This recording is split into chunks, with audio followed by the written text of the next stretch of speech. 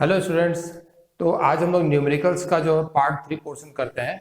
इसमें joules law of heating और power से रिलेटेड न्यूमेरिकल्स हम लोग लेंगे।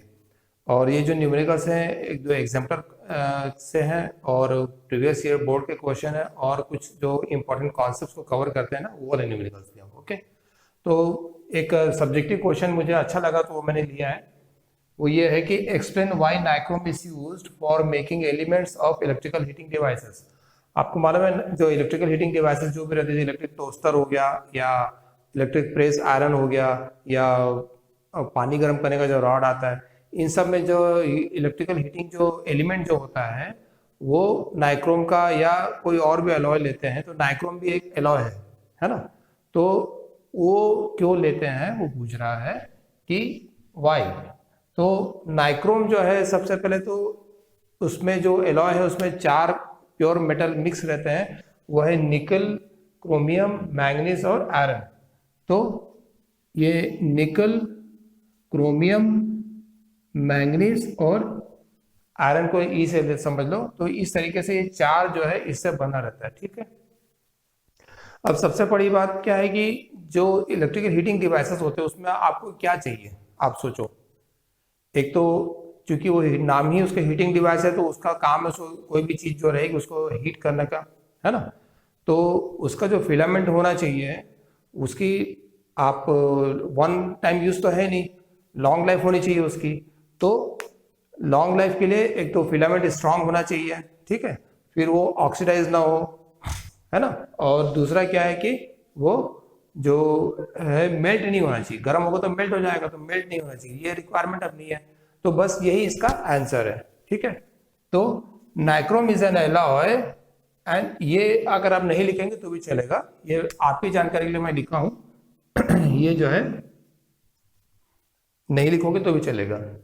तो nichrome is an alloy and is very strong and does not oxidise readily. एक तो पहला पॉइंट ये हो गया कि वो एलॉय है तो वो ऑक्सीडाइज नहीं होता है ना। फिर its resistivity is higher than any of its constituent metal. क्या है उसकी रेजिस्टिविटी जो है, रेजिस्टिविटी मतलब उसकी जो कैरेक्टरिस्टिक प्रॉपर्टी है किसकी, नाइक्रोम जो एलॉय है वो, उसकी resistivity is higher than any of its constituent metal. तो जो प्योर मेटल है जिससे ये बना है, ये जो प्योर मेटल इससे ये बना है नाइक्रोम, तो वो जो है इनकी रेजिस्टिविटी जो है बहुत कम रहती है। दे आर जैसी जो ये मेटल आयरन हो गया तो ये क्या कंडक्टर है अच्छे, इसकी रेजिस्टिविटी ज्यादा होने से क्या है कि ये रेजिस्ट करेगा और रेजिस्ट करने के कारण उसमें जो है इलेक्ट्रॉन्स का फ्रिक्शन बढ़ेगा और वो हीट ज्यादा जनरेट करेगा और वो हीट को स्टोर भी करके रेडिएट कर सकता है जो भी इंस्ट्रूमेंट डिवाइस में आप यूज करोगे वो। तो इसलिए its resistivity is higher than any of its constituent metal. फिर it has very high melting point so it does not melt easily. ठीक, ये तीनों पॉइंट्स इजी है, आराम से जो है आप याद कर सकते हो। It is very high, it's melting point is very high so it does not melt easily, है ना। तो रेजिस्टिविटी की वैल्यू लिखने की जरूरत नहीं है। रेजिस्टिविटी की वैल्यू जो कंडक्टर्स होते हैं कॉपर हो गया या आयरन की, इनका रेंज 10 टू द पावर जो है -8 के रेंज में रहता है और इसका जो है 10 टू द पावर -6 के इसमें रेंज में रहेगा। ओके, तो ये एक तो क्वेश्चन हो गया, ये 2 मार्क्स का क्वेश्चन जो है आप इसको ले सकते हो, 2 मार्क्स में ये नॉर्मली पूछ सकते हैं। फिर दूसरा एक क्वेश्चन है टू रेजिस्टेंसेस आर, रेजिस्टेंस है जिसका आर वैल्यू दिया हुआ है, are connected in series and parallel, एक बार सीरीज में और दूसरा उसको पैरेलल में भी लगा है। ठीक है, तो ये मतलब एक तो ये हो गया और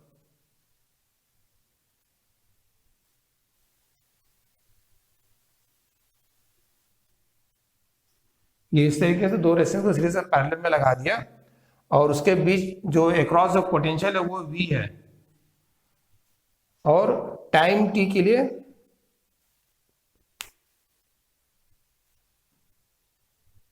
इसमें और आना चाहिए difference of V for time t, है ना,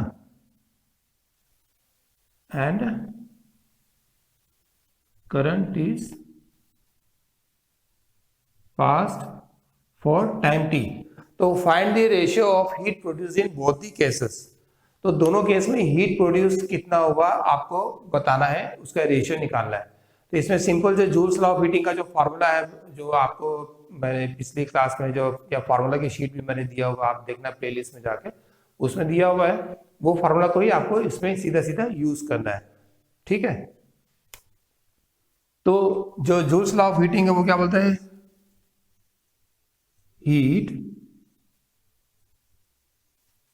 प्रोड्यूस, इसका जो फॉर्मूला है वो क्या है, सबसे पहला तो formula I² R into T है, एक तो ये फॉर्मूला है ना, और फिर दूसरा क्या है, IR की जगह आप V रख दो, तो V² upon R into T, एक तो ये फॉर्मूला है ना, और एक क्या रख सकते हैं, और Q इंटू V, ये भी एक फॉर्मूला है ना।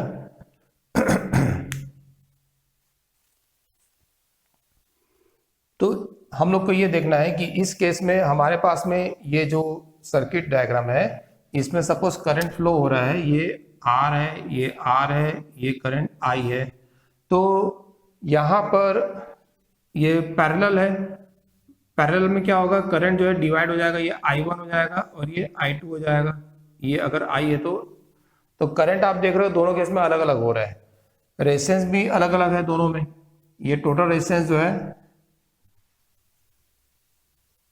सीरीज का जो रेजिस्टेंस है वो 2R हो जाएगा, और पैरेलल का जो इक्विवेलेंट रेजिस्टेंस है ना,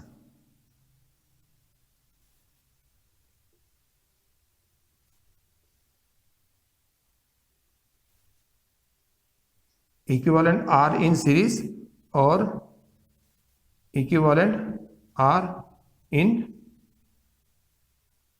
पैरेलल, तो ये क्या हो जाएगा, R/2 हो जाएगा। तो रेजिस्टेंस भी अलग अलग है, तो इसमें क्या है, ये वाला जो फार्मूला अगर आप यूज करोगे तो ये आपके लिए सबसे बेस्ट है, क्योंकि इसमें V जो है चेंज नहीं हो रहा है, और R दोनों के लिए हम अलग अलग जो है ये निकाल लिए, इसको हम यूज कर लेंगे। तो मैं यहाँ पे लिखता हूँ heat produce in case of series, है ना, heat produce in case of series combination क्या हो जाएगा, I² RT। तो करंट, तो यहाँ पे टोटल करंट, ये जो है फॉर्मूला, इसमें ये टोटल करंट ही लेना है, तो ये तो हम फॉर्मूला ले नहीं रहे, ये वाला ले रहे हैं, तो V तो दोनों में सेम रहेगा, तो V वैसे के वैसे ही रहेगा। अब सीरीज में R कितना है, सीरीज में R है 2R, तो ये आप यहाँ पे 2R ले लेंगे, और टाइम क्या T ले लेंगे। सिमिलरली पैरेलल में क्या हो जाएगा, V², तो न्यूमरेटर वैसे ही रहेगा, R की जगह ये आ जाएगा R/2, R/2, और टाइम। अब इसको और थोड़ा सा सिंप्लीफाई करेंगे, या ये रेशियो पूछ रहा है ना इसमें, find the ratio in series and parallel, तो आप HS अपॉन HP करके V²/2R into T divided by V²/R/2 into T। तो यहाँ पर जो है ये V² कट जाएगा, T कट जाएगा, है ना, तो इसको थोड़ा सा जो है सिंप्लीफाई कर लेते हैं, और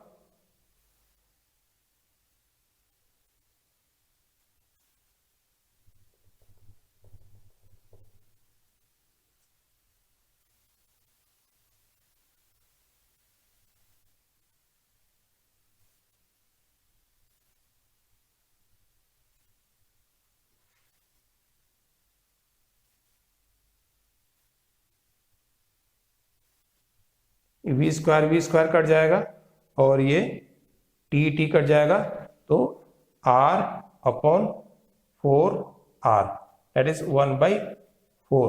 तो आपका आंसर क्या आया, HS/HP जो है वो 1/4 आया, है ना। तो फाइनल आंसर क्या होगा, heat produce in series connection is proportional to the heat produce in parallel connection with the ratio of 1:4। मतलब क्या हुआ कि जो पैरेलल कनेक्शन है इसमें 4 टाइम्स हीट प्रोड्यूस होगी, टोटल हीट दोनों रेजिस्टेंस का मिला करके, और इस सीरीज रेजिस्टेंस में उसका जो है 1 टाइम ही हीट प्रोड्यूस होगा। तो ये एक छोटा सा न्यूमेरिकल है 2 मार्क्स का, और इजी आप इसको आराम से कर सकते हो।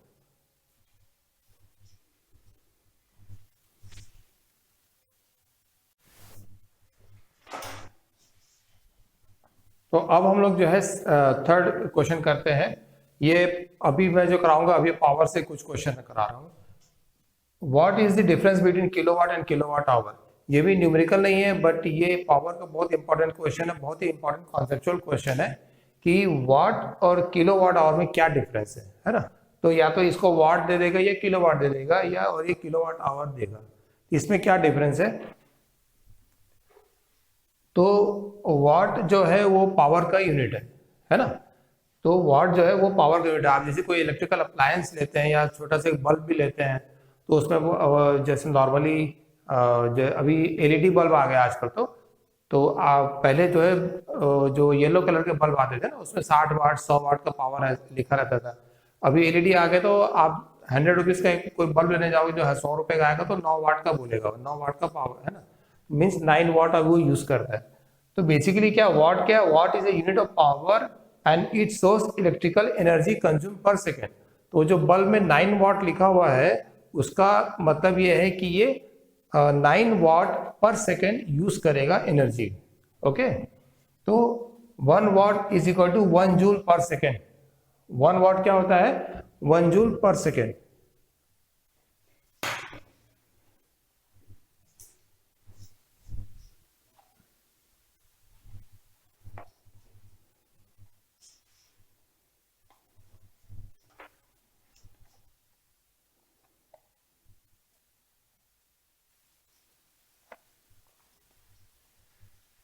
है ना।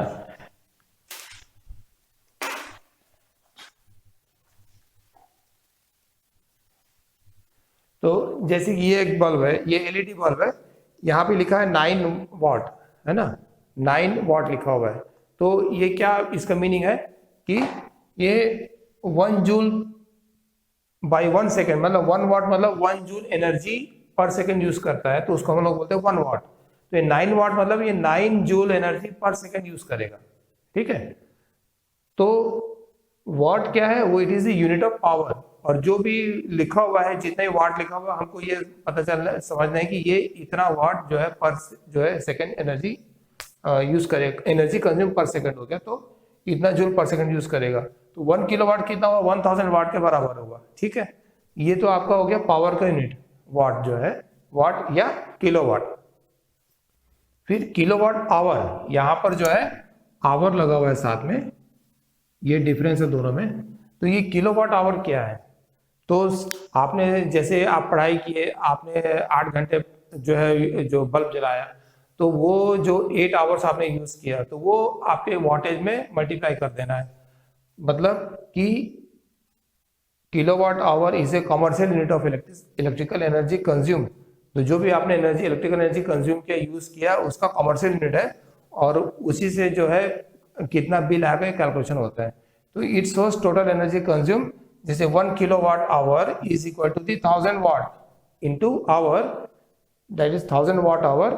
मतलब क्या हुआ इसका कि 1000 वाट आपने यूज किया 1 आवर के लिए, तो वो एक यूनिट जो है इलेक्ट्रिसिटी का कहलाएगा। और उसके हिसाब से पर यूनिट के हिसाब से आपका जो भी 2 रुपए 3 रुपए 4 रुपए होगा, वो पर यूनिट का रेट रहता है जैसे गवर्नमेंट का, तो उतना पैसा आपको जो है बिल पे करना है।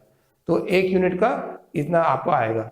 तो आपने जितना भी देर चलाया, तो ये इस हिसाब से कैलकुलेट होगा 1000 watt power use for 1 hour. तो ये जो है दोनों में डिफरेंस है, और ये बहुत इंपॉर्टेंट कॉन्सेप्चुअल क्वेश्चन है, इसको जो है आप अच्छे से कर लो।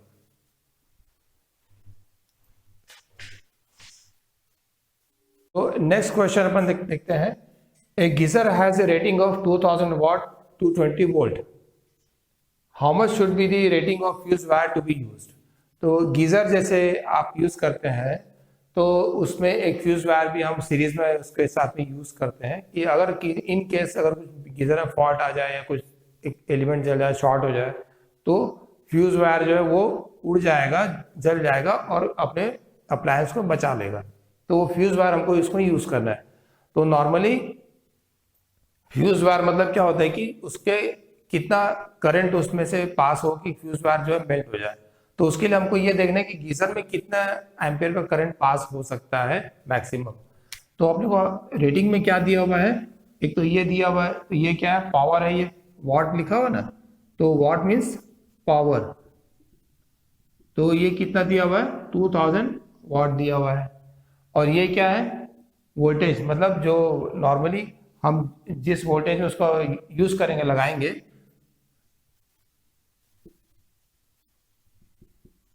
इंडिया में जो है 220 वोल्ट की सप्लाई घरों के लिए होती है पूरे अपने कंट्री में। तो 220 वोल्ट ही नॉर्मली हमेशा रहता है, कहीं भी कभी 200 दे देते हैं। तो ये आपका जो है सप्लाई हो गया। अब ये उसकी किसी गीजर की रेटिंग है ना। गीजर जो बना है, जो डिजाइन किया है, उसके अंदर जो एलिमेंट है वो 2000 वाट का एलिमेंट है। जैसे कि ये बल्ब मैंने आपको बताया है ना, ये बल्ब है 9 वाट का बल्ब है, वैसे गीजर है वो 2000 वाट का, उसके अंदर में एलिमेंट लगा हुआ है, 2000 वाट उसका पावर है। तो इसमें हम सबसे पहले क्या करेंगे कि इसमें जो है हम करंट निकालेंगे इसका, कि कितना करंट ये यूज करेगा। ठीक है, तो पावर का क्या फॉर्मूला है, power is equal to V into I होता है ना। तो आई इज इक्वल टू क्या आ जाएगा, P अपॉन वी, और ये क्या आ जाएगा 2000 बाई 220। अब आप इसको जो है डिवीजन करो, डिवीजन करोगे तो क्या आएगा, ये तो आप ये इसको 0 0 कट दो, 11 2 जार, नहीं तो 2 से कर देते हैं, तो 2 11 जार, और ये 100 हो गया। अब ये 11 के इसमें चल तो 9 टाइम्स आएगा 99, है ना। तो ये लगभग 9 एम्पियर आ रहा है। ठीक है, 9 एम्पियर करंट आ रहा है। सो हम इसमें क्या करेंगे, इसका जो फ्यूज वायर अब इसमें जो लगाएंगे वो थोड़ा सा इससे ज्यादा रखेंगे। तो फ्यूज वायर का जो डिजाइन है वो 10 एम्पियर का आता है रेडीमेड में जैसे, तो हम इसमें fuse wire rating should be 10 ampere, है ना। तो 10 एम्पियर का फ्यूज वायर हम यूज करेंगे तो थोड़ा सा उससे ज्यादा है, और ये हमारे अप्लायंस को बचा लेगा। ठीक है,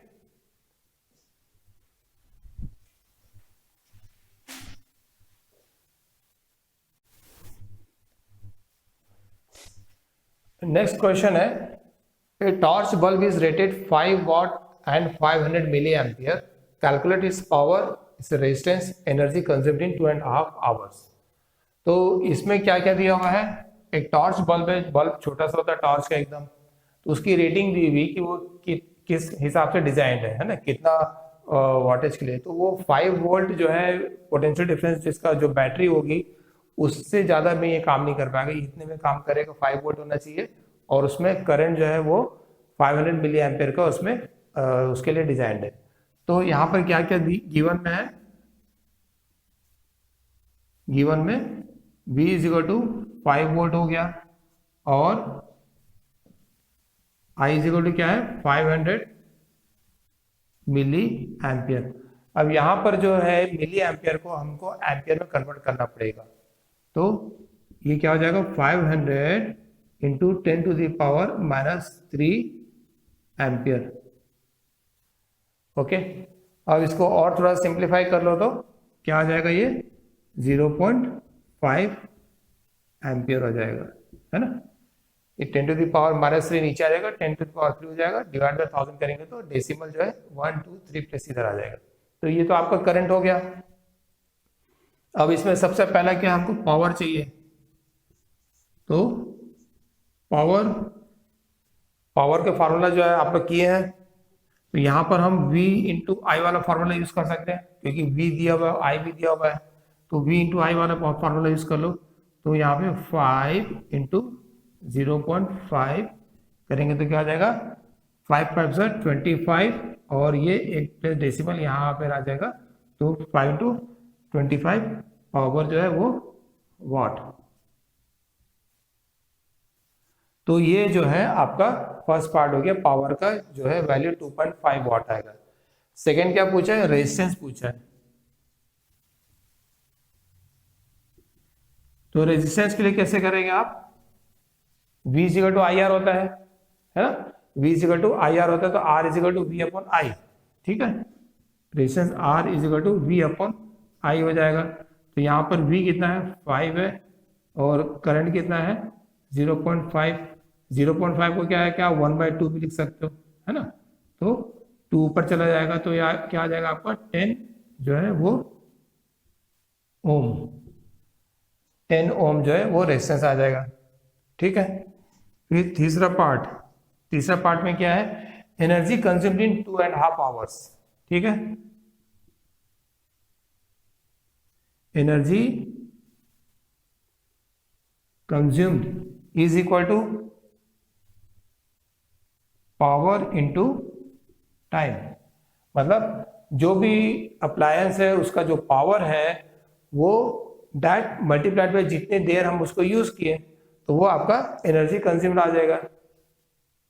मतलब वही जो अपना किलोवाट आवर जो कमर्शियल यूनिट है वो, तो कमर्शियल यूनिट में कितना एनर्जी आपने कंज्यूम किया। तो यहाँ पावर कितना हमारा आया 2.5 वाट। 2.5 वाट इंटू 2.5 आवर। क्वेश्चन में दिया 2.5 आवर दिया हुआ है। अब ये आवर तो चलेगा नहीं क्योंकि ऐसा यूनिट क्या है सेकंड्स है, तो हमको इसको सेकंड में कन्वर्ट करना पड़ेगा। तो आवर को सेकंड में करने के लिए इससे मल्टीप्लाई करते हैं 3600 सेकंड पर आवर होता है। ये आवर कट जाएगा और ये हमारा वॉट और ये सेकंड हो गया। तो इसको जो है मल्टीप्लाई करो तो 2.5 इंटू 2.5 क्या होता है 6.25 होता है। 25 का स्क्वायर, कुछ जो फेमस नंबर्स है उसके स्क्वायर आपको याद होने चाहिए। 24 का जैसे हुआ 576, 25 का 625 हुआ, फिर 26 का हो जाएगा 676। तो ये 625 में से 2 डेसिमल इधर ये हो गया और फिर इंटू 3600। ठीक है, फिर इसको और अब आप इसको इजीली साइड में मल्टीप्लाई कर लो तो कितना आएगा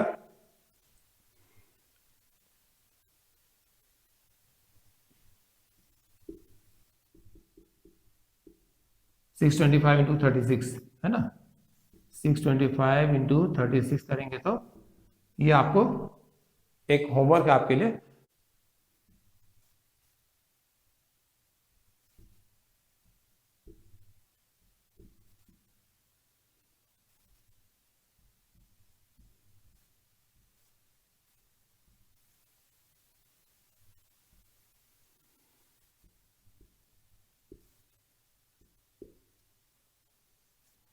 तो यूनिट आएगी joule. Energy consume is equal to 22500 joule. 22500 joule. इसको अगर किलोवाट आवर में करना हो तो एक 1 kilowatt hour is equal to 3.6 into 1 kilowatt hour is equal to 3.6 into 10 to the power 6 joule होता है। ठीक है, तो ये तो हमसे नहीं पूछा है, हम सिंपल जो मल्टीप्लिकेशन करेंगे जो भी आंसर आएगा उसको हम जो आंसर जूल में लिखेंगे। मतलब energy consume power into time रहेगा, पावर का यूनिट रहेगा वाट और टाइम का यूनिट रहेगा सेकंड्स, और जो भी आंसर आएगा उसका यूनिट जाएगा जूल में। ठीक है, जूल को अगर फिर किलोवाट आवर में करना है तो ये ऐसे हो जाएगा। और दूसरा तरीका ये है कि इसको तो पावर इनटू टाइम को हम एक और तरीके से करके देखते हैं। जैसे ये है पावर इनटू टाइम, तो पावर हमारा कितना था 2.5 वाट है ना, और टाइम कितना है 2.5 आवर है ना। तो ये 6.25 वाट आवर हो गया। ये भी चलेगा, कोई प्रॉब्लम नहीं है। 6.25 वाट आवर और 6.25 इंटू 10⁻³ किलोवाट आवर। आप ये भी सॉल्व कर सकते हैं, ऐसे भी सॉल्व कर सकते हैं। शॉर्ट में करना, मल्टीप्लाई नहीं करना, तो और आप ऐसे भी कर सकते हैं, कोई प्रॉब्लम नहीं, दोनों ठीक है। ओके।